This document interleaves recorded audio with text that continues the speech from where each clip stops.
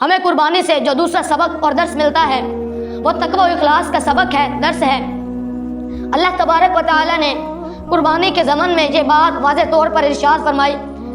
کہ لن ینال اللہ لحومها ولا دماؤها ولکن ینالہ التقوی منکم، کہ اللہ تبارک و تعالیٰ کے پاس نہ تمہاری قربانیوں کا گوشت پہنچتا ہے اور نہ خون، بلکہ اللہ تبارک و تعالیٰ کے پاس تو تمہارے دل کا تقوی پہنچتا ہے، تمہارے دل کی پرہیزگاری پہنچتی ہے۔ اور ایک اور مقام پر فرمایا کہ قل ان صلاتی و نسکی و محیای و مماتی للہ رب العالمین، کہ اے میرے محبوب آپ ان لوگوں سے فرما دیجئے کہ بے شک میری نماز، میری ساری عبادات، میرا جینا، میرا مرنا للہ صرف ایک اللہ کے لیے ہے، رب العالمین، جو تمام جہانوں کا پروردگار ہے، جو تمام جہانوں کا پالن ہار ہے۔ تو بہرحال میرے بھائی دوستوں اور بزرگوں، ہمیں یہ سیکھنے کی ضرورت ہے کہ ہم قربانی کے ساتھ دیگر اعمال صالحہ اخلاص و للہیت کے ساتھ کریں۔ تو بہرحال میرے بھائی دوستوں اور بزرگوں، ہمیں قربانی سے جو دوسرا سبق اور درس ملتا ہے